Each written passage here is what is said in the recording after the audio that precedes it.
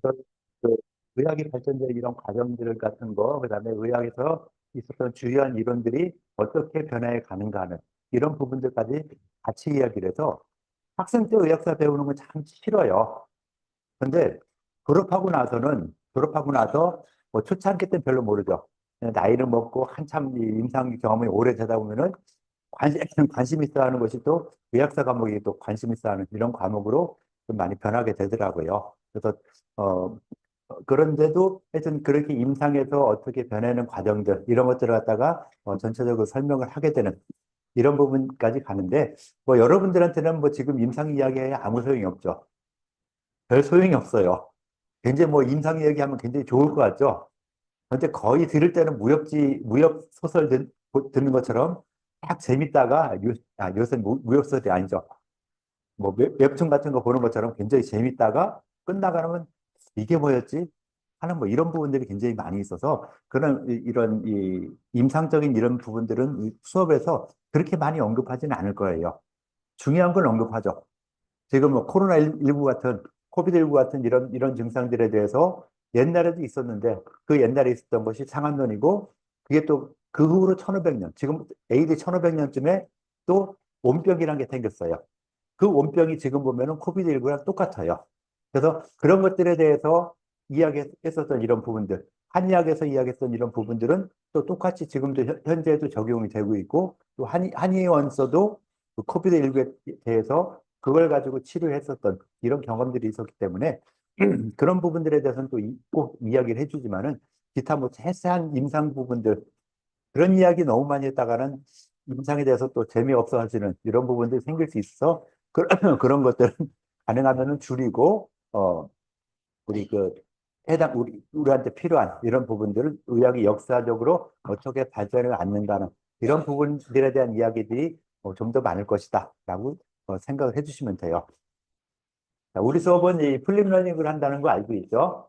그래서 한 시간은 그 대전대학교 사이버 이 캠퍼스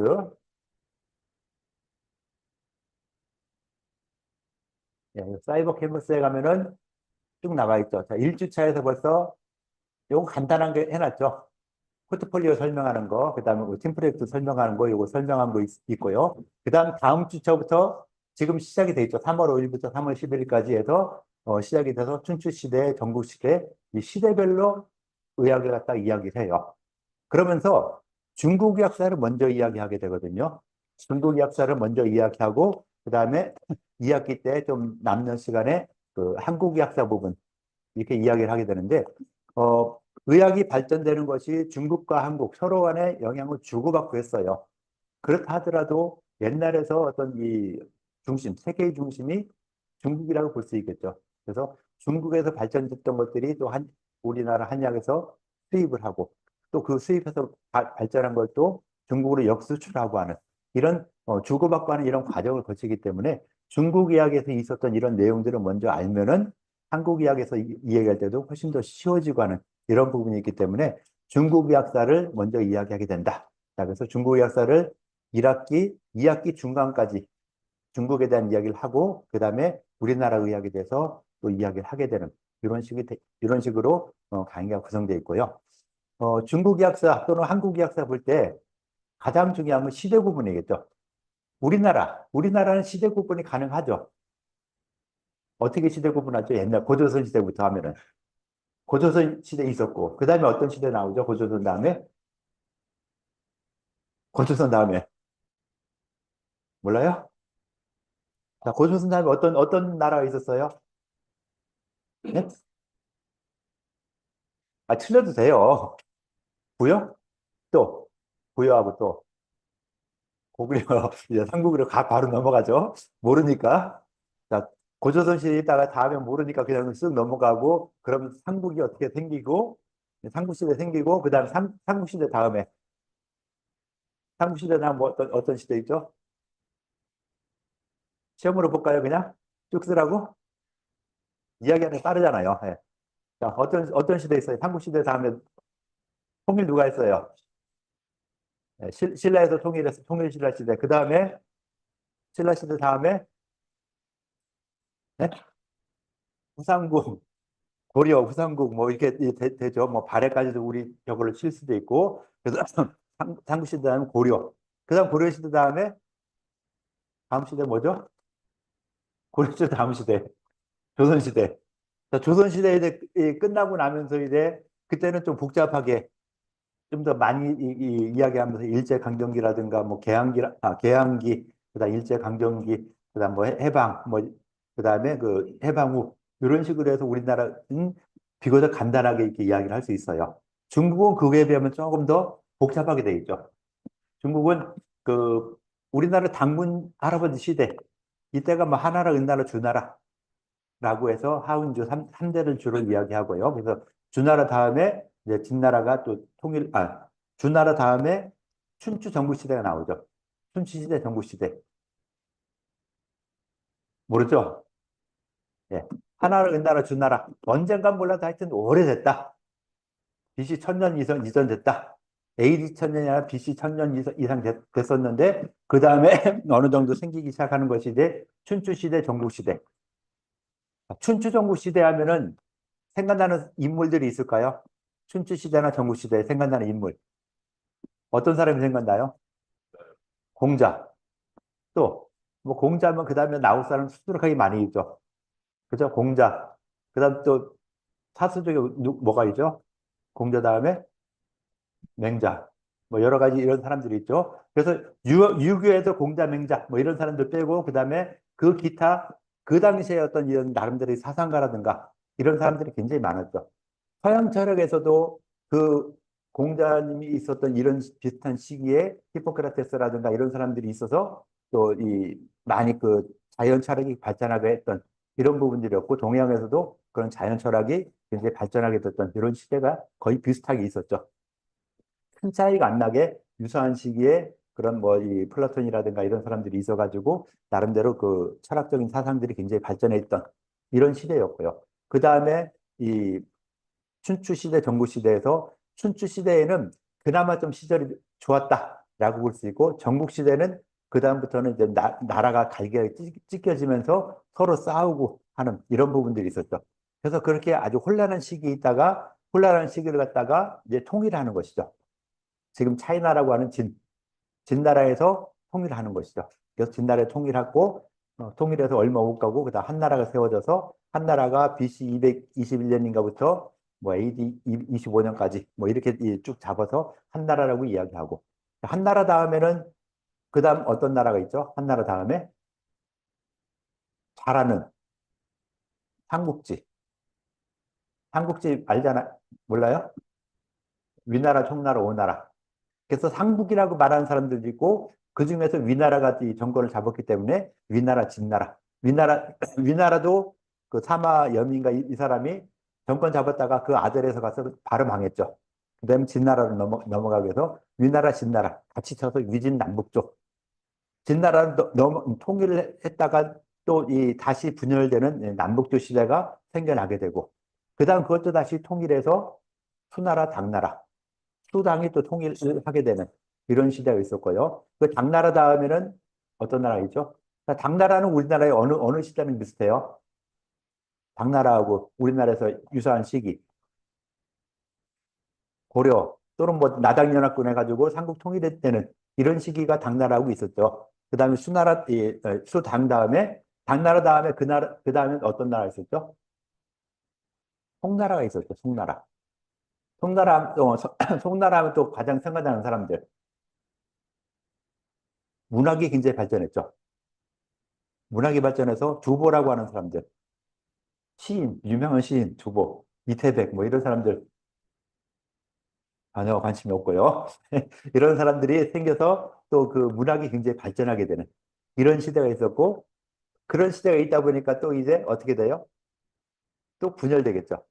분열이 되는데, 이 위쪽에서 그 흔히 말하는 오랑캐라 표현하죠. 중국에서는 지들 땅덩어리 가운데 있는 거, 북경도 아니고 옛날에 이 저쪽 서안 쪽이나 또는 이 어디야 요 상해 위에 개봉 뭐 이런 데 송나라 쓰였던 개봉이라든가 이런 데 있었던 그런 그 주변 가운데 있었던 이런 사람들은 다 그냥 이 우월한 민족이고 나머지는 다 오랑캐다 그랬죠. 그래서 우리나라는 뭐라고 해요, 걔네들이? 어떤 족이라고 하죠? 조선족은 아닐 거고, 동이족이라 했죠, 동이족. 그래서 동이족 이자도 오랑캐 이자. 그 다음 북쪽에 있는 북적, 남쪽에 있는 누구야, 사마천이 밑으로, 뭐야, 그 정벌하러 나갔었죠. 그 오랑캐를 정벌하러 나간다 했을 때, 그때는 낭만. 서쪽에는 서융. 해서 북적 낭만, 동이 서융이라고 해서 그 주변, 자기들은 우월한 민족이고 나머지는 다 이런 오랑캐들이다라고 이야기를 했는데, 그래서 일단은 그 이 중국 땅덩어리 가운데를 갖다가 지들이 계속 이 정권을 잡고 지내다가 이민족의 그 땅을 갖다 넘겨주는 것이죠. 그것이 처음이 금나라, 그 다음에 원나라. 그래서 금나라, 원나라. 원나라는 누가 생각나죠? 원나라 하면은? 예? 원나라 누가 생각나요? 틀려도 되니까 자신있게 이야기하세요. 원나라. 원나라 하면 생각나는 사람. 굉장히 유명한 사람 있죠. 예, 징기스칸. 그래서 징기스칸이 어떻게 해요? 자기는 아니지만 자기 이 자손들이 거의 뭐 이 세계에 굉장히 많은 땅을 갖다 지배하게 되는. 그래서 원나라. 지금 어느 민족이죠? 몽고족이죠. 네, 그래서 원나라가 이 몽고족이 말 타고 다니면서 막 세계를 휩쓸고 막 세계를 휩쓸다 보니까 거기에 따른 어떤 전염병도 많이 생겨나게 되고 하는 이런 부분들이 더 그러니까 옛날에 전염병이 그 지역에서만 있었어요. 여기서 제가 지금 기침을 좀 하는데 감기 기운이 퍼져도 여기뿐이 안 퍼졌죠. 그런데 징기스칸이 이 왔다 갔다 대륙을 통해서 왔다 갔다 막 하다 보니까 어떻게 돼요? 이 전염병들이 그 지역에 있던 풍토병이 다른 지역에 가면은 전염병이 될 수 있는 것이죠. 그래서 전염병을 발전해서 그쪽 서쪽에 이 유럽이라든가 이런 데 굉장히 큰 영향을 미쳤다라고 볼 수 있죠. 그래서 그 굉장히 유명했던 패스트 같은 이런 경우도 뭐 상선의 쥐가 와서 뭐 패스트를 옮겼다 뭐 하다라고 표현을 하고 있죠. 근데 그것일지 아니면은 이 사람들의 교역이 되면서 그게 옮겨갔을지 그걸 아무도 몰라요. 그냥 그렇게 추측을 하고 있는 것이죠. 근데 하여튼 그렇게 이 사람들이 이동이 많이 되면서 많은 사람들에게 전염병이 생기게 되는 이런 부분들도 나타나게 된 이런 부분이죠. 그래서 금나라 원나라가 있었고요. 그래서 금나라나 원나라는 중국이 아닌 이민족이 그 중국의 중앙 영토를 갖다가 지배를 했어요. 그래서 금나라 원나라가 있고 그 다음에 또 이제 금나라 원나라가 이민족이 침략을 하다 보니까 또 그걸 갖다가 또 다른 사람들이 역전을 좀 시키죠. 누구죠? 어느 나라? 네, 명나라. 요즘은 거의 안 보는데 옛날에는 그 무역지 같은 거 많이 있었거든요. 그럼 무역지에 보면은 그 뭐 이세민이라는 이런 사람도 이 명나라를 세운 이세민도 뭐 어떻게 해서 그런 뭐 이렇게 거기 그 무역지의 일부로서 또 그 나라를 세우게 된 이런 과정도 이야기하고 하는 이런 부분들도 꽤 어떤 이런 소설 소재로도 많이 쓰이고 있어요. 그래서 명나라 이 한족이 다시 또 명나라를 세워서 그 명나라 이 중국 땅덩어리를 지배를 하다가 그다음 명나라 다음에 청나라, 네, 청나라로 바뀌죠. 청나라로 바뀌면서 이제 청나라는 또 어느 민족이에요? 아까는 몽고족이 있었죠. 몽고족이 금나라 원나라 금나라도 여진족이 있었고 그다음에 그 청나라 머리가 어땠어요? 무협영화 이거 이영걸 나오는 이런 무협영화 같은 거 보면은 머리가 일반 저하고는 좀 달랐죠. 이렇게 앞에는 깎고 뒤에는 이렇게 좀 따고 하는 이런 변발을 했었죠. 그런 것들이 그 청나라의 어떤 특징적인 이런 머리 모양이었거든요. 그건 전통 중국 사람이 아니라 이민족이 이렇게 있었어요. 그 이민족인데 만주족. 만주에 있던 사람들이 또 그 중국 땅덩어리를 차지해서 그 청나라라고 세웠죠.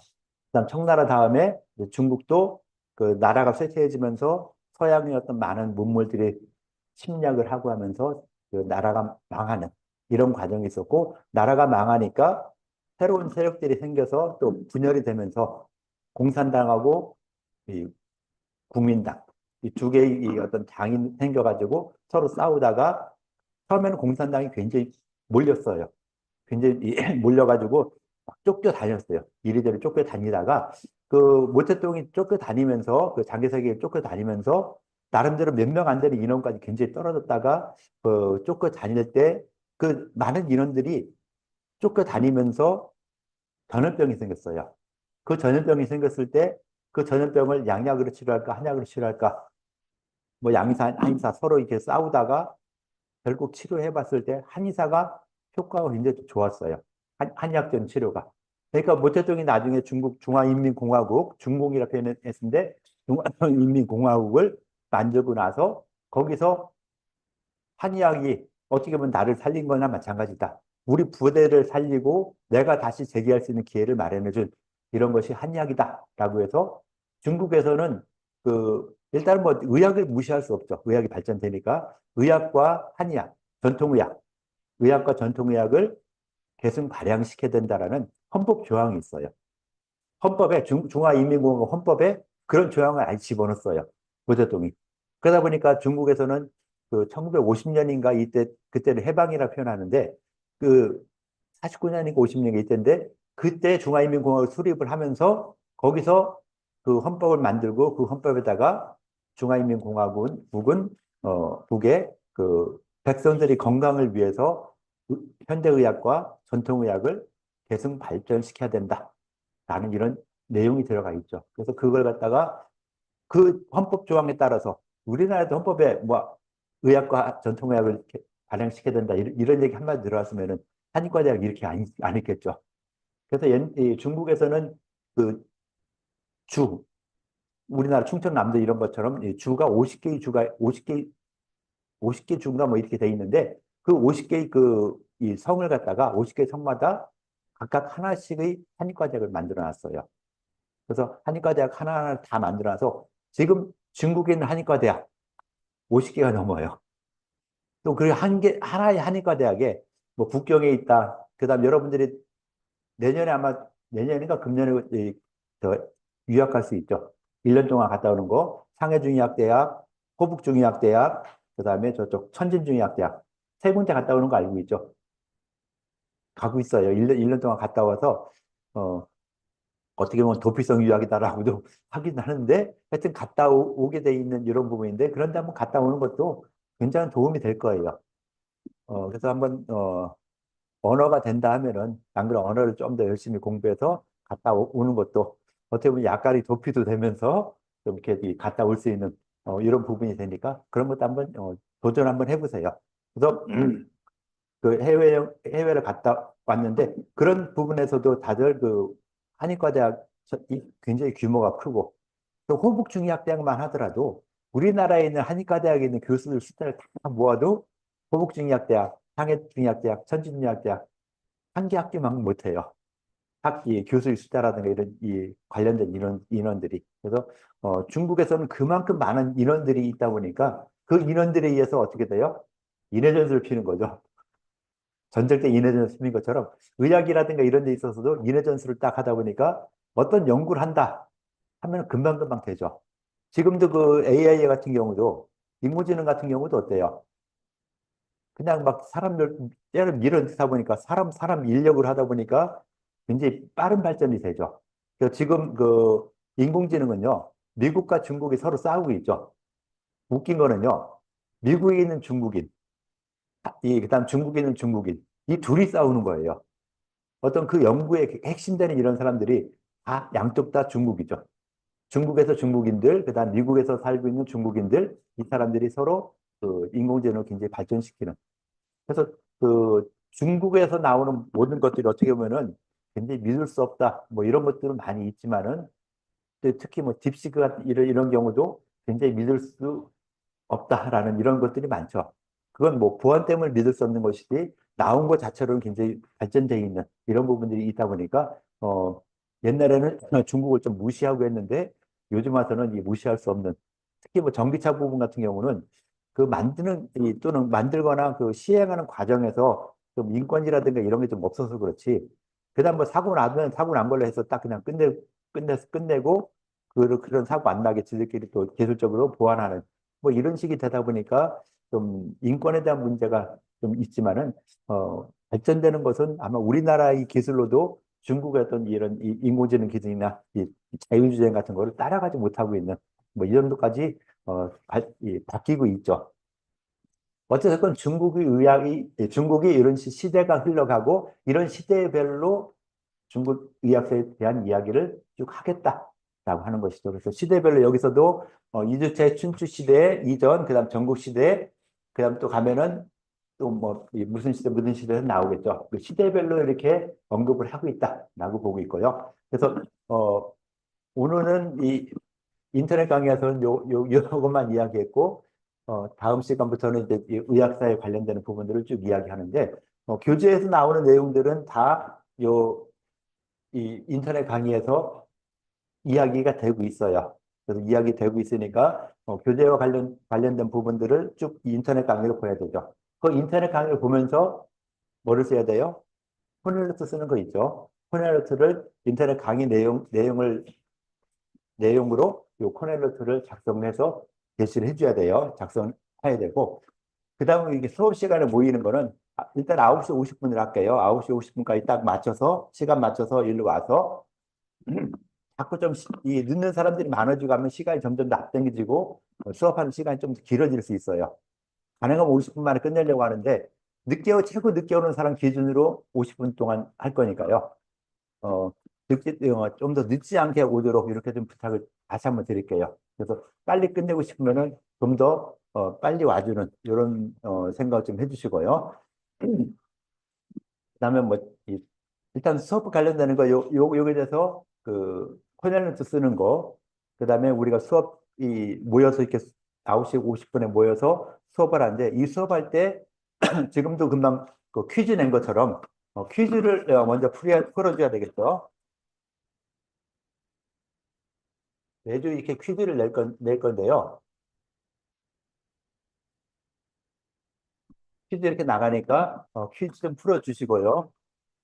그다음 수업하는 내용에서는 대부분 퀴즈에서 냈던 이런 부분이라든가 이런 거에 대해서 아마 또 그 조별 토론하고 발표하는 이런 형식으로 수업을 진행하도록 할 거예요. 그래서 인터넷 강의 보면서 인강 보면서 그 코넬레트 제대로 쓰는 거 그게 가장 중요해요.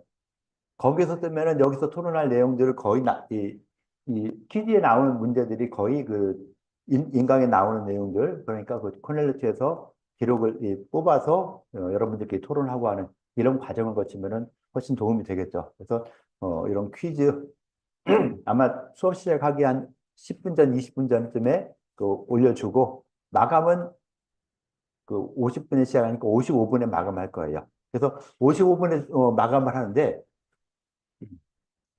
여기 보면은 제출이 허용됨이라고 써 있죠. 그런데 앞으로는 요거 제출 허용되는 게 아니라 마감 시간이 지나면은 더 이상 그 제출을 안 받으려고 그래요. 그러니까 그 과제물 같은 경우도 마감 시간 있으면은 마감 시간 뭐 11시다. 딱 하면은 11시 지나면은 안 받으려고 하거든요. 안 받을 거니까 가끔 가다 보면은 이런 사람이 생겨요. 요 시계. 지금 이 시계는 요 컴퓨터에 있는 시계죠. 요 컴퓨터에 있는 시계하고 핸드폰에 있는 시계. 딱 보면은 지금 요거 맞춰놨는데 안 맞는 경우도 있어요. 여러분들 시계에도 한번 보시면은 시간 한번 보세요. 몇 시로 돼 있나? 여기 컴퓨터에 17분 돼 있는 것도 있고 20분 돼 있는 사람도 있고 15분 돼 있는 사람도 있어요. 또 개인이 본인이 가지고 있는 또는 본인이 이런 과제물 제출할 때 쓰는 이런 이 컴퓨터에 그 시간이 그 시간대로 올라가거든요. 그러니까 좀 이 시간이 빨리 돼 있는 20분인데 25분에 돼 있으면은 25분에 제출을 해도 이 서버에서는 받아주는데 내가 좀 시간이 늦게 되겠다. 원래는 20분인데 내 컴퓨터 시계가 15분이었다. 나는 20분 돼서 제출을 하려고 하는데 안 받아지더라. 왜? 서버에서는 벌써 시간이 지났기 때문에 안 받아져요. 그래서 여러분들이 그 내가 사용하고 있는 기계에서 그 시간을 확인을 해줘야 시간이 확인이 돼야 늦게 제출하는 일이 없어지게 돼요. 굉장히 중요한 상황이죠. 대체로 못하게 되는 이런 경우도 생길 수 있으니까요. 그래서 그 반드시 요거는 지금 열어놨는데 다음부터는 요거 열지 않고 다 제출을 못하게 나가 놓을 거거든요. 그래서 그 시간에 맞춰서 제출하는데, 그러니까 가능하면은 한 5분 전에, 5분 일찍 제출해 주면 더 좋겠죠. 마감 시간 5분 전에 제출을 할 수 있도록 이렇게 좀 해주시고요. 그래서 이런 제출하는 이런 부분들 있고요. 어, 그다음에 우리 강의 계획서 한번 읽어보셨어요? 강의 계획서. 의사 강의 계획서.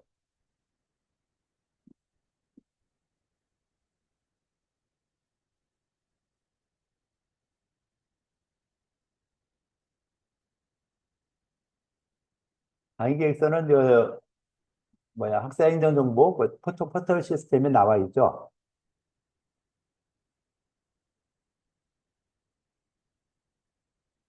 그 포털에 있는 내용을 가져왔어요.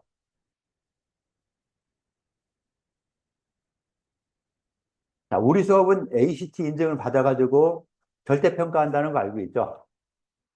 자, 내가 하는 수업은 지금 예과 1학년 1학기 경전강도 하나 빼고는 다 ACT 인증을 받았어요. 그래서 내 수업은 다 절대평가를 할 수 있어요. 절대평가를 하면서 그나마 좀 좋았던 것은 뭐예요? 나쁜 건 다 많이 있지만은 그나마 좋은 거. 기말고사 안 봤죠? 기말고사 안 봤잖아요. 봤어요? 내 수업 기말고사 안 봤잖아요. 그래서 기말고사 안 본 거 그나마 좋은 것 중에 하나다라고 봤는데 좀 더 하나 더 좋은 걸 만들었어요. 일단 뭐 평가가 가장 중요하니까 평가 내용만 한번 쭉 볼게요.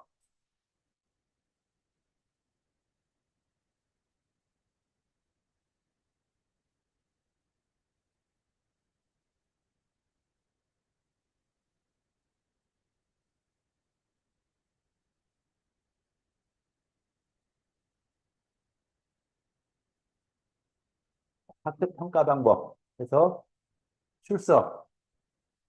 출석은 10%. 출석에는 여기 나오는 출석과 그다음에 인터넷 강의 듣는 출석 두 가지 합해서 출석 시점 나가는 거 알죠? 그래서 인터넷 강의 늦으면 인간 같은 경우 늦으면은 그 늦는 것까지는 어느 정도 인정이 되는데 그 인터넷 강의가 70%인가를 안 들으면은 70% 미만으로 듣게 되면은 그 자동으로 그 F가 나오게 이렇게 되니까요. 혹시 못 듣는 사람이 있으면 늦게라도 들어서 나한테 확인을 하고 내가 좀 수정하는 그런 방법으로 하도록 할게요. 그 다음에 중간고사 몇 프로예요? 무슨 말이죠? 이러면은 알겠죠? 무슨 말인가 알겠죠? 알아요, 몰라요?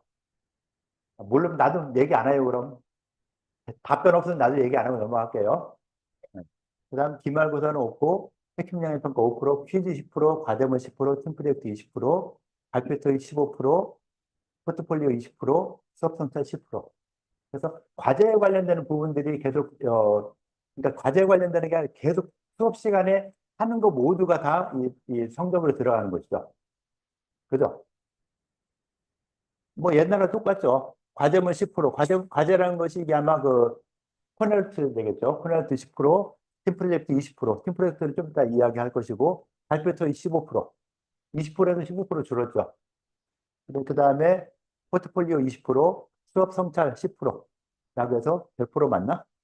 100% 맞겠죠? 지금 이런 식으로 해서, 100%가 되게 해서, 중간고사를 아예 없애봤어요. 중간고사 했더니, 음, 여러분도 편하지만 나도 편해서 중간고사 없애고 대신 퀴즈라든가 이런 거에서 퀴즈를 매주 보기 때문에 중간고사 구태에 안 봐도 상관없겠다라고 생각을 했고, 그다음에 그 최종 포트폴리오가 어떻게 보면은 가장 중요한 이런 부분이 될 수도 있겠다라고 보고, 그러니까 수업 시간에 대부분 수업 시간에 해결할 수 있고 또는 수업 외에서 오랜 시간이 걸리지 않죠. 팀 프로젝트 빼고는 나머지는 거의 뭐 큰 시간 걸리지 않게 다 해결할 수 있는 이런 부분들이기 때문에 어차피 이 인강 들으면서 인강 듣는 시간은 수업 시간이니까 반드시 해야 되죠. 인터넷 강의 안 듣고 온다. 그럼 수업을 거의 진행하기 힘들어요. 그러니까 제발 인터넷 강의 좀 잘 좀 봐주세요. 그냥 보는 게 아니라 잘 좀 봐주세요. 어떤 사람들 딱 봤더니 30분 수업에 1,500분 동안 듣는 사람이 있더라고요. 1,500분 이거는 켜놓고서는 며칠이 있던 거야. 그죠? 며칠이 뭐야? 1,500분 하면은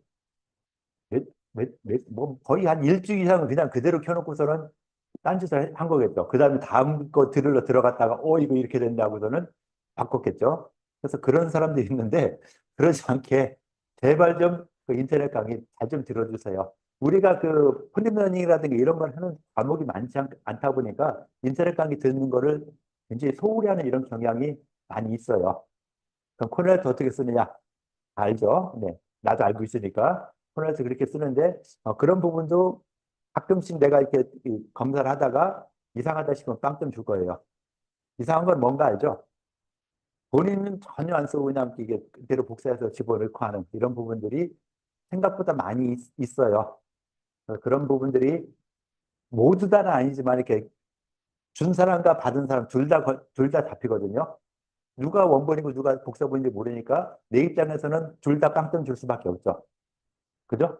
그래서 그런 것이 이 뭐, 나도 매번 보는 건 아니겠지만은, 쭉몇번 이게 볼 때마다, 그런 것이 생기면은 좀 안 좋다라고 생각을 하고, 그게 거기서 걸리면은 나중에 포트폴리오 점수도 거기도 깎이겠죠. 아, 이 친구는 여기서 이 부정행위를 했어. 그러니까 여기서도 포트폴리오에서도 그 기본적인 점수가 많이 깎이게 되는 이런 부분이 있으니까, 이 본인이 스스로 좀 작성할 수 있게 하는 인터넷 강의 들으면서 인간처럼 바로 같이 작성할 수 있겠죠. 그래서 노트 필기 한다라고 생각을 하고서는 포트폴리오 저 뭐야 그냥 저 코넬레스 쓰는 거, 요 과제물 코넬레스 쓰는 거, 요걸 잘 해주시면은 그다음 모여서 특히 토론이라든가 퀴즈 같은 거 쓸 때도 코넬레스 쓴 정도만 기록을 해도 괜찮아요. 뭐 여러분들한테 어떤 금방 그 퀴즈 문제 낸 것처럼 한약에 대해서 아니 의학세에 대해 어떻게 생각하냐, 의학세 공부하는 방법이 무엇이냐, 뭐 이런 걸 묻던 간에 뭐 이런 거는 어떤 답이 없는 거니까 마음대로 써도 되겠죠. 근데 뭐 청나라 시대의 어떤 의학의 특징에 대해 말을 해라 했을 때 이 코넬에서 썼던 그 정도의 내용만 가지고 써도 아무 문제 없으니까요. 그러니까 그 정도 내용 쓰고 그다음에 그 내용을 갖다가 조원들끼리 토론하고 거기서 발표할 내용 발표해서 만들어내는 이런 과정이 있으면 되는 것이죠. 그래서 그런 식으로 진행이 된다라고 볼 수 있고 그래서 전체 성적 내는 부분들은 과감하게 중간고사 없앴으니까 어, 뭐 서로 편하겠죠. 여러분도 편하고 나도 편하고. 근데 학교에서 이제 뭐 본부에서 어떻게 그걸 이야기할지 모르겠어요. 중간고사 본 건 무조건 다 그 미리 이 성적 공개를 하잖아요. 근데 나는 성적 공개를 안 한다고 이 성적이 없으니까 아마 여러분들이 성적 공개한다면 다 빵점은 나가겠죠. 중간고사 빵점은 나갈 수 있어요. 중간고사 어차피 여기서 몇 프로 들어가요? 0% 들어가니까 빵점이든 100점이든 아무 상관이 없죠. 그죠? 그래서 그렇게 생각을 하시고, 그 다음에 절대평가이기 때문에 절대치 따지는 것이죠. 그죠? 내가 봤을 때, 이 정도 됐으면은 성적 줄 수 있다. 아니다. 그냥 내가 평가하는 것이고, 이런 뭐 절대평가는 그 의학계열에서도 연세대학교 의과대학에서 벌써 시행을 하고 있죠.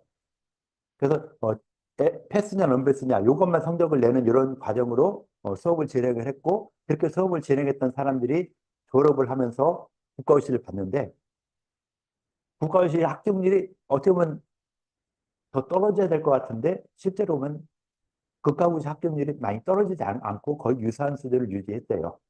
다만 문제는 뭐냐면은 국가고시에 수석을 못해요. 연세대 정도면 그래도 수석이 가끔 한두 번씩 나올 만도 한데, 그런 수업 방식에서는 절대 수석을 못한다.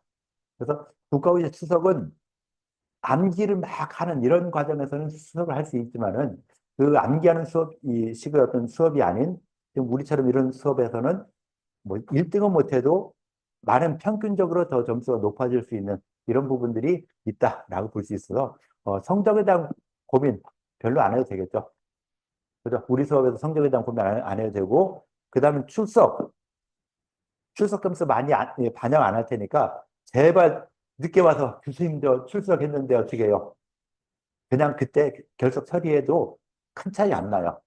그러니까 늦게 왔다고 출석 부른 다음에 출석을 아마 거의 뭐 퀴즈 끝날 때쯤에 이때 부르고 할 거거든요. 그 뒤에 와서 뭐 출석했다 뭐 했다. 수업하고 5분 지나서는 그다음부터는 결석으로 치야죠. 지각 아니에요. 결석이에요. 알았죠? 지각이 아니라 결석이다. 그러니까 9시 55분 이후로 오는 사람들은 다 결석이다. 아예 안 들어도 상관없어요. 그럼. 어차피 결석이니까. 그죠? 그래서 결석인데, 내가 출석에 대해서는 기본적인 생각이 계속 대학생들인데, 뭐 혹시라도 수업 빠지고 싶은 날도 있죠. 괜히 인정한다는 거예요.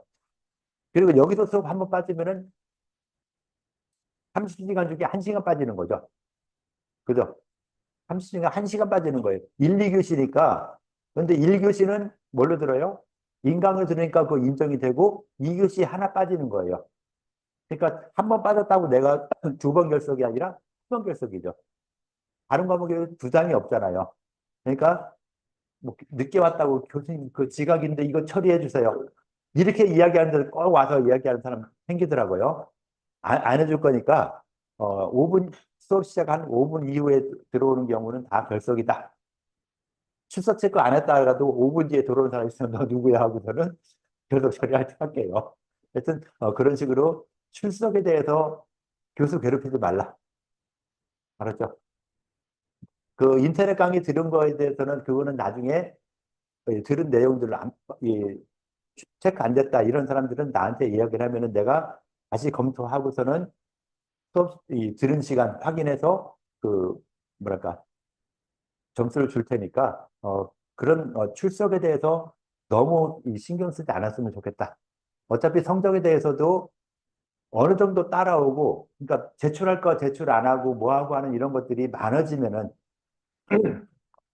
마감 시간이 딱 정해져 있기 때문에 그것보다 늦게 되는 경우가 있을 수 있어요. 그래서 그것도 뭐 한 번이라도 안 내면 점수 깎는다 이건 아니에요. 한두 번 안 낼 수 있지. 그죠? 혹시라도 한두 번 안 낼 수 있는데 한두 번 정도는 되는데 그걸 반 이상 안 냈다. 이 사람 학교 다닐 생각이 없다라고 생각을 되겠죠. 반 정도 안 냈으면 이거 학교 다닐 생각이 없는 거죠. 한 3분의 2 이상은 제대로 내면은 계속 낸 사람과 똑같은 점수 못 주지만은 점수를 깎는데 많이 안 깎겠다 이거죠. 점수 차이를 크게 안 줄 테니까 걱정 말고 수업을 하면서 또는 공부를 하면서 그래도 우리 과목만큼은 좀 성적에 대한 부담 없이 한번 공부해보자. 어때요? 안 좋아요? 좋죠? 나한테 와서 유금 얘기하지 말아요. 나 절대 유금 안 주니까. 그러니까 그런데 해줘도 안 되는 사람들 진짜 뭐 과제물 내라는데 과제물도 안 냈지 뭣도 안 냈지 하는 이런 사람은 어쩔 수 없이 점수를 안 줄 수밖에 없죠. 그죠? 그러니까 그런 사람들은 점수를 안 주는데 웬만하면은 다 점수를 줄 테니까 성적에 대한 걱정 안 하면서 공부할 수 있게 그렇게 한번 하자고 하는 게 수업에서 암기 암기가 요새는 그렇게 중요하지 않은 시대가 되죠. 어느 정도 알고는 있어야 돼요. 알고는 있지만은 옛날처럼 막 뭐 배운 걸 모두 다 암기해야 된다. 이런 시대는 이제 지나가고 있죠. 지금 여러분들 어떻게 보면 과도기죠. 암기하는 거 인공지능이 나보다 더 잘하는데 내 인공지능만 활용을 잘하면은 내가 암기를 못하고 있어도 얘한테 이거 뭐지? 물어봐서 그 지식 알아와서 그걸 가지고 활용할 수 있는 거. 그 정도 활용할 수 있는 능력을 키우는 것이 어떻게 보면은 새로운 세대에 훨씬 더 좋은 방법이 될 수 있는 것이죠. 새로운 시대에 오면서. 그래서 아마 1학기 때 한의학개론 수업 나랑 같이 했던 사람들은 알 수 있겠죠.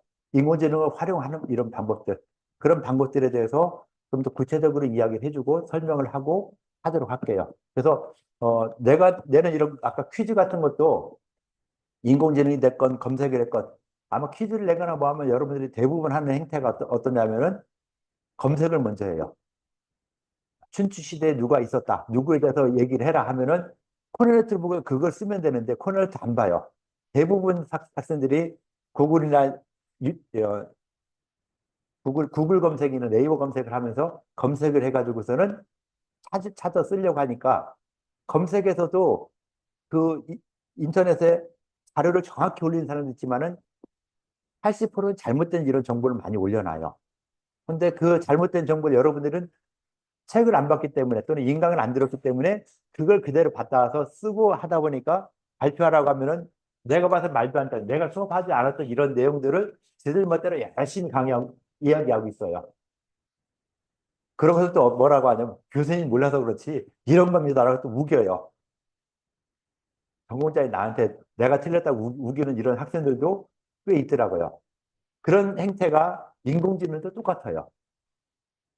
내가 뭘 물어봤는데 인공지능이 답변하고 지가 끝까지 옳다고 계속 우기다가 야, 이 새끼야, 이게 답은 이거야. 라고 해주면은 아, 미안합니다라고 해서 바꿔주는 뭐 이런 경우가 있는데 여러분들 거의 비슷해요. 발표를 하다 보면은 틀린 것도 막 자기가 옳다고 우기면서 발표해요. 나도 모른 척하고 내둬요. 왜? 발표한 거 지금 틀리게 발표했던 거 처음에 그걸 기억을 하고 있겠죠. 근데 시간이 지나면서 또 그와 유사한 생각을 또 그와 유사한 거에 대해서 다시 생각해 볼 때, 그때 내가 발표한 게 틀렸구나. 라는 걸 알 수 있게 될 거예요. 그러면은 그만큼 틀리게 말한 것을 다음엔 어떻게 되는 거예요? 다르게 알게 되는 것이죠. 그렇게 되면 그 교육이 된 것이죠.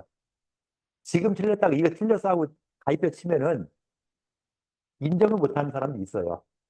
시험을 봤는데 그 시험이 점수가 이렇게 나왔고 어떤 게 틀렸다 맞았다 했는데 내가 왜 틀렸나 왜 맞았나 맞은 거는 잘 찍어서 맞았고 틀린 거는 잘못 찍어서 틀렸다. 거의 이런 생각을 하게 되는데 그런 게 아니라 틀린 건 어떤 부분에 틀렸고 맞은 건 이렇게 맞았구나 라는 걸 알 수 있을 정도까지 되면은 훨씬 더 좋겠죠. 그래서 내가 하는 뭐 모든 것들은 뭐 인터넷을 찾던 뭐 인공지능을 사용하든 뭐 하든 다 허용을 해줘요. 과제물도 인공지능 가지고 써주세요. 다만 틀리게 썼다, 잘못 썼다 한 거 있으면은 전체가 빵점이에요. 팀프로젝트에 딱 썼는데 그중에서 오류가 발견됐다. 그럼 그 조는 다 빵점이 될 수 있어요. 왜? 모든 자료를 다 볼 수 있게 만들어 줬는데도 불구하고 잘못된 자료를 제출한다. 그건 말이 안 되죠. 그래서 어떤 걸 가지고 뭘 하든 상관없지만은 아마 여러분들도 이 웬만한 아마 교수님들도 이제 과제 제대로 못 내세요. 과제 내면 어떻게 해요? 인공지능한테 3초 만에 딱 써라 하고서는 딱 내면 되죠. 근데 그렇게 되면은 여러분들한테 아무런 도움이 안 되죠.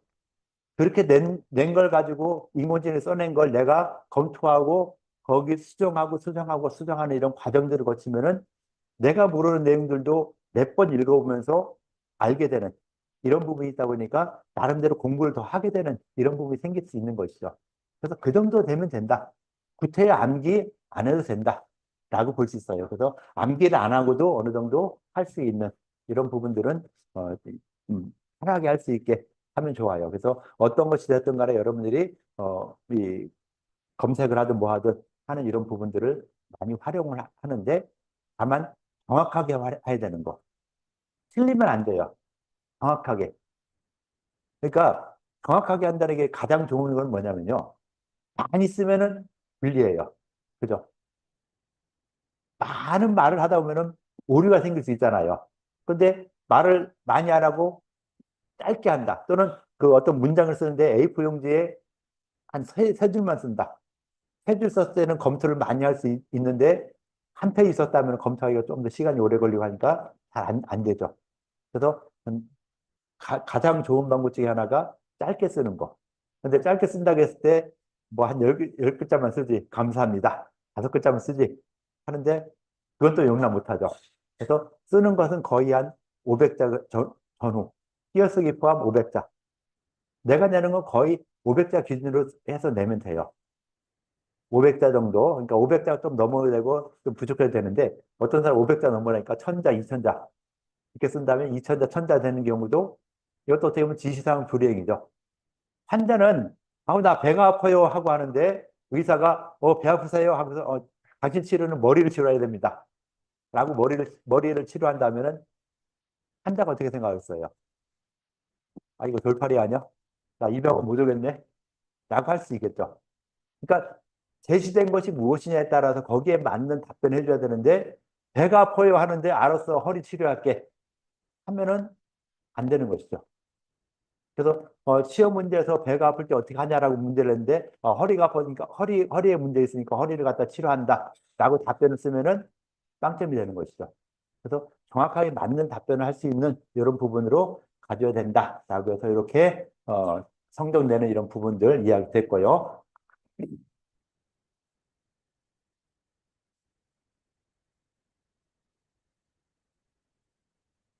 그래서 이거 나오고, 팀 프로젝트 이렇게 나왔는데, 팀 프로젝트는요, 조별로 이제 주제 선정을 하고 주제에 맞는 이런 내용들을 갖다가 이야기해 줘야 되겠죠. 그래서 그 의학서에서 주로 시작하는 것은요. 그러니까 팀 프로젝트 주제로서 사용할 만한 것은 일단 그 의학이 처음 시작되는 부분을 이야기하다 보니까 의학의 기원에 해당되는 부분들 어떻게 시작이 됐느냐. 자, 침이면 침이 어떻게 시작되느냐. 약이면 약이 어떻게 시작되느냐는 기원에 관련되는 것만 하세요. 발전되는 것까지 할 필요 없어요. 자, 의학이 어떻게 시작됐을까? 초기 의학을 어떤 모습이었을까? 그 정도만 하지 춘추시대, 전국시대 이 뒤로 넘어가지 않고 춘추 전국시대까지만 있을 때 그 앞 시대에 있어서 의학이 발전되는 과정이 어떨까? 의학이 형성되는 과정이 무엇이었을까? 라고 생각하는. 또 약물학 같은 경우도 한약에서는 약을 달여 먹죠. 과연 서양에서도 약을 달여 먹는 적이 있었을까? 2000년 전에 서양에서 서양 사람들이 약을 어떻게 먹었을까? 그런 고민을 해볼 만하겠죠. 그래서 그런 거에 대한 내용들을 갖다가 이야기하는 것이지, 야, 친구학이 어떻게 개발되었을까? 그 친구학에 대해서 딱 쓰라고 하니까 친구학이 개발된 건 전혀 안 쓰고 친구학이 발전되는 거, 뭐 조선시대까지 나와서 다 쓰는데 그렇게 쓸 필요 전혀 없어요. 그래서 앞 시대에 있는 이런 부분들, 춘추시대, 전국시대까지만 그 앞 시대에 있었던 내용만 뽑다 보면은 아, 의학이 어떻게 해서 어떻게 해서 형성됐을 것이다라는 추측을 할 수 있겠죠. 아무도 몰라요, 결과는. 그죠? 안 살아봤으니까. 그래서 살아봤어도 이것이 어떻게 형성되나 모르잖아요. 우리가 인공지를 어떻게 만들었나 모르잖아요. 그것처럼 어떻게 된다는 모르지만은 모르는데 그냥 추측을 한번 해보면은 아, 이런 식으로 해서 만들어졌겠구나. 라고 해서 그런 비원에 관련되는 부분을 이야기하는 것도 괜찮고요. 그 다음에 어떤 경우는, 어, 이제 또 시간이 좀 더 흐르다 보면은 황제내경. 황제내경이라는 책이 있으니까 그 황제내경에 대해서 다양한 연구를 할 필요가 있겠죠. 그래서 황제내경에 대한 연구 또는 뭐 상한론에 대한 연구 이 정도까지만 지난 시대까지 상한론하고 그다음에 당나라 시대의 손삼학이라는 사람이 있어요. 그러니까 사람이나 책에 대해서는 그 정도까지 황제내경 그다음에 상한론, 손삼학 이 세 사람 정도 이야기하거나 안 그러면 의학의 기원에 관련되는 부분들 그런 정도 이야기해서 템플릿 주제를 선정하면 돼요. 그래서 여기서도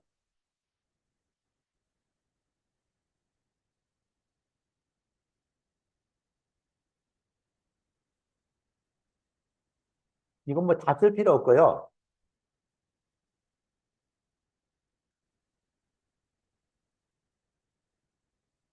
팀플릿 평가 루브릭은 이렇게 해서 평가하겠다는 거 요거 썼으니까 요거 한번 보시고요. 보시면은 팀플릿 평가 루브릭은 교수평가 40점, 그다음 과제 수행 일지 15점, 준비 과제 15점 뭐 이렇게 돼 있는데 뭐 과제 수행 일지는 요거는 직접 안 내우세요. 나중에 그 포트폴리오 제출하면 되죠.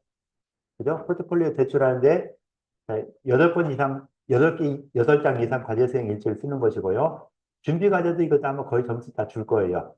교수 평가하고 학생 평가. 여러분들이 이 동료 평가를 해가지고서는 거기에 따라서 상중하 나눠가지고 평가 점수를 이렇게 주겠다라고 했고, 교수 평가는 논문 형식 및 용어, 학습 목표 연구 내용, 토론 고찰, 동영상. 동영상 제작이 얼마나 그 화면 구성이라든가 음성이 잘 나오게 됐느냐 하는 이런 부분들. 그 다음에 논문 형식을 본 것이요. 형식 및 용어, 토론 고찰. 토론 및 고찰. 토론과 고찰이 있고, 그 다음에 결론이 나오는 것이죠. 논문 형식이라면 서론, 본론, 고찰, 결론. 논문 형식 그렇게 써야 되죠. 그래서 고찰 및 결론 이렇게 쓰는 경우도 많이 있는데, 그냥 우리는 전통적으로 쓰는 것처럼 토론, 본론, 고찰, 결론. 거기다 참고문헌. 이 5가지가 다 들어가야 돼요. 참고문헌까지 다 들어가고, 그 다음 여기서 그 다음에 학습 목표라고 돼 있죠. 학습 목표. 연구 내용에서 학습 목표를 갖다가 서론, 본론, 결론 쓰기 전에 표지가 있겠죠.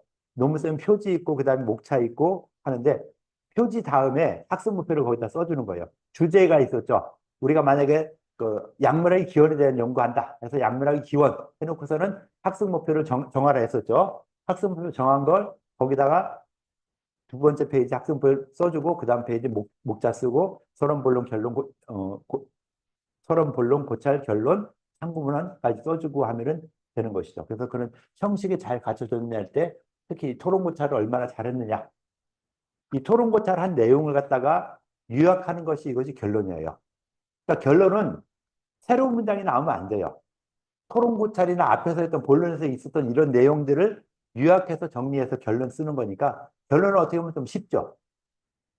결론은 그러니까 새로운 글이 들어온다면 이건 그 글은 고찰해서 거기서 언급이 되고 거기에서 그걸 그대로 받아와서 결론 쓰는 거예요. 그러니까 결론에서는 갑자기 본론에 없었던 본론이나 이런 문장이 없었던 것이 갑자기 튀어나온다. 내가 점수 매기면은 빵점.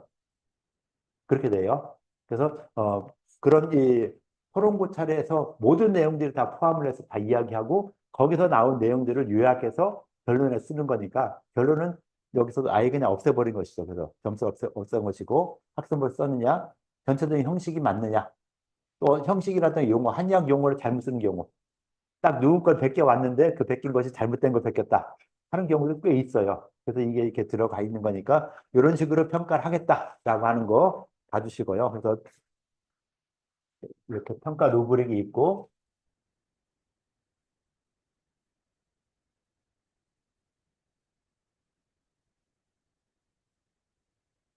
이걸 지금 요걸 수정을 해야 돼요. 그냥 요 밑에 건 다 빼버리고요. 요 밑에 건 다 빼버리고 이렇게 주제하고 학습 목표만 이렇게 써주는데 이건 지금 쓸 필요 없어요. 나중에 내가 이 형식을 다시 줄 테니까 거기다가 그냥 하나 쓰는 걸로 해서 팀플레이트 주제 및 학습 목표 설정하는 거 이렇게 하는데 학습 목표는 이런 식으로 뭐뭐를 이해해야 된다. 설명할 줄 알아야 한다. 실행하여 보여줘야 한다. 뭐 이런 식으로 학습 목표 끝이 그렇게 해줘야 돼요. 그래서 이 팀프레트를 통해서 내가 어떻게 발전하느냐, 여러분들이 어떻게 발전하느냐 하는 이런 부분들을 갖다가 학습 목표로서 이렇게 기록을 하기 때문에 이런 식으로 뭐 3개나 5개 정도를 선정해라 라고 했으니까 주제 정하고 학습 목표 정하는 거 아마 다음 주까지 내라고 할 거예요. 다음 주까지 주제 정하고 학습 목표 내는 거 이렇게 하시면 되고요.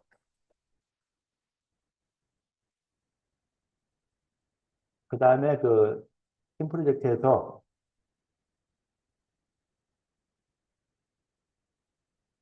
그다음 두 번째, 세 번째, 네 번째, 다섯 번째 쭉 나갈 건데 그 우리가 팀프로젝트 발표하고 하는 것은 팀프로젝트 발표 영상 제작 및 유튜브 게시 하는 건 이거는 11주차에 끝날 거예요.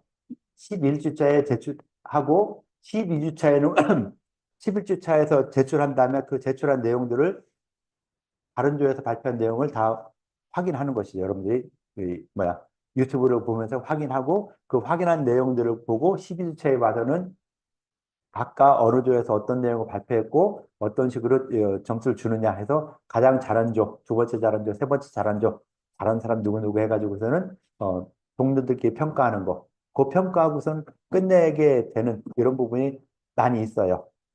좀 잘 안 된다 싶으면은 발표를 다 시킬 수 있고 뭐 여기는 뭐 다섯 개 조, 여섯 개 조니까 할 수도 있고 안 할 수도 있고 한데 유튜브 영상을 다 봤다는 것이 어느 정도 봤다는 것이 인정이 되면은 그냥 빨리 끝나는 것이고 그렇지 않다 하면은 발표를 나와서 꼭 시켜가지고서는 좀 하도록 할게요. 그래서 발표를 들을 수 있게 이렇게 할 테니까 11주차에 게시하고 12주차에 동료평가에서 마감된다. 라고 해서 보면 될 거예요. 그래서 11주, 12주차 한 것은 기말고사 전에 끝내야 되겠고 중간고사 이전까지 하면은 조금 바쁜 이런 부분들이 있어서 그걸 좀 12주차를 했으니까 12주차에 맞춰서 해주시면 될 것 같아요. 그래서 그리고 보통 이 과제물 내라고 하면은 대부분 여러분들의 행태가 어떠냐면은 한 일주일 만에 마지막 일주일 만에 다 해버리죠. 그래서 그거를 막기 위해서 차근차근 내는데 거의 이건 뭐 점수 다 줘요. 중간중간 했던 걸 거의 더 인정을 하고 점수를 주니까 이렇게 좀 보시면 돼요. 그래서 학생 목표 선정하고 이거 한다, 뭐 한다, 뭐 한다 하는 부분들이 있는 거 이렇게 보시면 되겠죠. 그래서 그러면 아마 수업에 관련되는 내용들이 거기다 이야기 됐죠. 혹시 빠진 게 있나요? 궁금한 사항이라든가 강의 엑스 대략 봤을 때 뭐 빠진 거라든가 궁금한 거. 자, 인강 들어야 되는 거, 인강 들으면서 코넬리스 작성하는 거, 그다음 이 수업 시간에 와서 정시에 와서 정시 이전에 와주세요. 정시 이전에 와서 수업 이 퀴즈를 풀고 그다음 퀴즈 내용에 대해서 또 이게 조별 토론을 통해서 발표.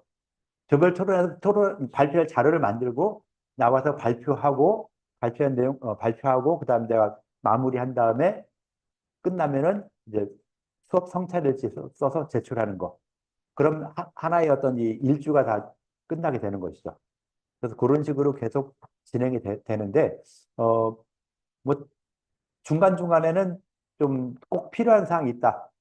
상한론이라든가 이런 거 같은 경우는 굉장히 중요하기 때문에 여러분들한테 시키기보다는 내가 또 같이 이야기할 수도 있어요.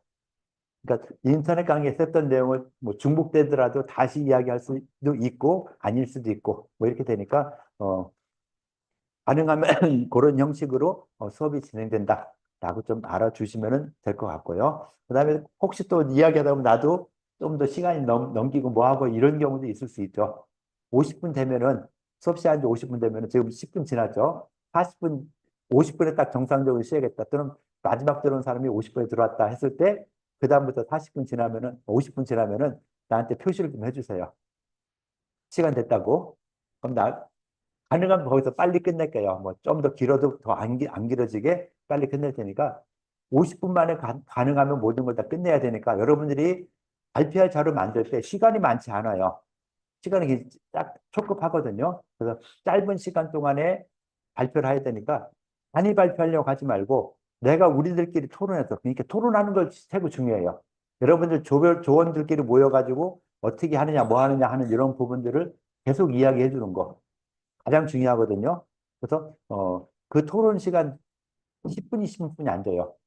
발표할 시간도 조금 더 주고 하니까 그렇게 많은 시간을 안 준다라고 생각을 해서 그 토론할 때 좀 더 심층적으로 적극적으로 여러분들이 같이 토론을 좀 해주셔야 돼요. 그래서 우리 수업의 가장 핵심은 인터넷 강의 들은 내용을 갖다가 우리끼리 토론해서 발표자를 만드는 거. 그게 가장 중요하죠. 그래서 우리끼리 토론하는 거. 내 수업을 어때야 된다 했죠? 항상 떠들어야 된다 했죠? 조용한 게 아니라 떠들어 줘야 되는 거. 이런 것이 가장 중요하니까 이렇게 되고 주의사항 하나. 내가 이렇게 떠들 때 여러분들 지금 딴짓하는 거 계속 나는 용서할 수 있어요. 봐줄 수 있어요. 근데 여러분들 동료들이 나와서 발표하는데 솔직히 여러분들 여기 나와서 발표하는 거 쉽지 않잖아요. 그런데 딴짓한다. 뭐야. 그때 뭐 코넬스 쓴다 뭐 한다 하고 막 두드리고 하는 사람도 꽤 있어요. 그거 용서 못 해요. 내가 떠들 때 딴짓하는 거는 나 봐주긴 해요. 심한 경우는 게임하고 있는 거 옆에 가서 같이 보면서도 재밌겠다, 뭐 하겠다, 이렇게도 하는데, 그것까지는 용서를 할 수 있는데, 여러분들 동료들과 나와서 발표하기 잘하는 사람도 있죠, 못하는 사람도 있어요, 발표가. 그죠? 못하는 사람이 나와서 발표하는데, 딴짓한다, 뭐 한다. 굉장히 힘들죠. 거기다가 또 그다음 발표 끝난 다음에 뭐 하라 했어요? 질문하라 했잖아요. 질문하고 가만히 이러고 있다. 안 되죠. 반드시 질문 좀 해줘가지고 내가 네가 말한 내용을 이만큼 잘 들어줬다. 질문이 어렵게 질문하는 게 아니라 그 의미예요. 네가 발표한 거 내가 잘 들어줬다. 우리 동료들끼리 자, 내 친구가 나와서 발표하는데 내가 그만 딴 건 몰라도 수업 시간 어떻게 할지 몰라도 동료가 발표하는 것은 우리 동기가 발표하는 것은 서로 잘 들어줘야 되겠다라고 하는 것이죠. 그래서 그렇게 좀 하셔야 될 것 같고요. 편입하신 거예요? 혹시 좀 친구들한테 인사 좀 하실 수 있어요? 간단하게. 예. 예. 뭐 다는 아니지만은 요 우리 작은 분반에서 처음 보시잖아요. 좀 인사하셨어요? 안 했으면은 우리 짧게 하고 그다음 과대표가 한번 좀 이게 두 분이죠. 예, 두 분 모시고서 한번 인사 좀 할 수 있게 좀 해주면 좋겠어요. 자, 한번 간단히 인사 좀 해주시죠. 예. 아니요, 그냥 앉아서 하셔도 돼요.